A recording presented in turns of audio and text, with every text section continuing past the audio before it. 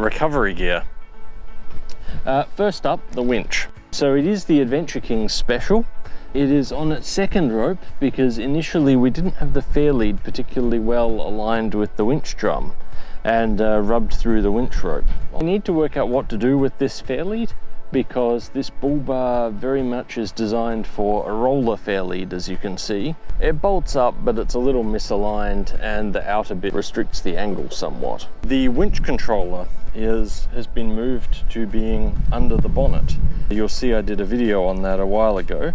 That's because when we had the winch controller on the bull bar, it basically just disintegrated.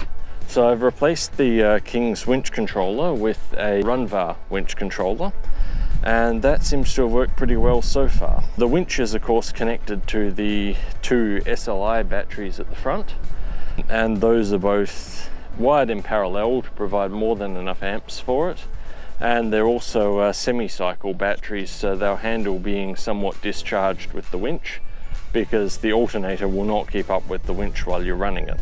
Now you might wonder, where the heck do you plug the winch controller in if the solenoid is back there? Well, you plug the winch controller in here and then you just shut the bonnet to the first click.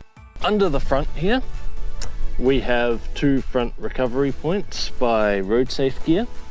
As you'll see, they lower the approach angle a little bit. You'll see the front is hit quite a few times. I don't like how far they stick out from the front. The front bolt is meant to go onto a TJB or Ironman bull bar, but the ARB bull bars don't reduce your approach angle by sticking down so far. I guess that's just something we'll have to live with. So next up, we got the MaxTrax I already mentioned, and if you think you're going to run off with them, well, bike lock. Now, next thing is recovery kit in here. That contains the more traditional snatch strap, winch extension strap, bridle strap, bunch of shackles, and winch rope dampeners, which you secure over the winch rope and fill with something heavy so that if the winch attachment breaks or the rope snaps, the rope gets pulled down to the ground rather than flicking back up into the air and whipping something. There's also a full-size shovel in there and a small folding shovel. Those are naturally very important pieces of recovery gear for digging the vehicle out. Now, a lot of people say carry a chainsaw, but you can't always carry a chainsaw. It's actually illegal in a lot of national parks to carry one. So you also have to keep the chainsaw, you have to keep fuel, you have to keep bar oil. It'll leak fluids all over the inside of your boot. It's big, so this is pretty much the next best thing. So this is the Silky Katana Boy 650, and it is a 650mm long folding Japanese woodwork style saw. This will cut through a fairly large log really quickly.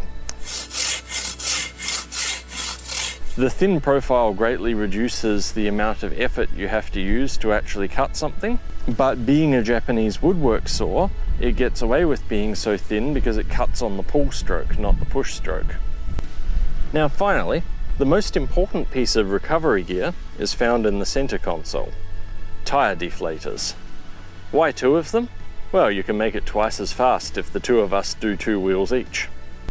Why do I call these the most important piece of recovery gear? Because the best recovery is the one that never has to happen in the first place because you are on the correct tire pressure for the terrain. So you'll see here we've got a good bulge going on the tire. You'll see how much of that tire is actually in contact with the ground. If you're driving, a lot of the tracks around here have been really soft and sandy. And if you're driving over that soft sand, the increased contact footprint is essential to maintaining grip. Below 40k an hour on sand, that's perfectly fine. But if you go and do 100k an hour on the freeway at that tire pressure, you're going to have a tire blowout. So you need to reinflate the tires somehow. In this bag, there is an air compressor.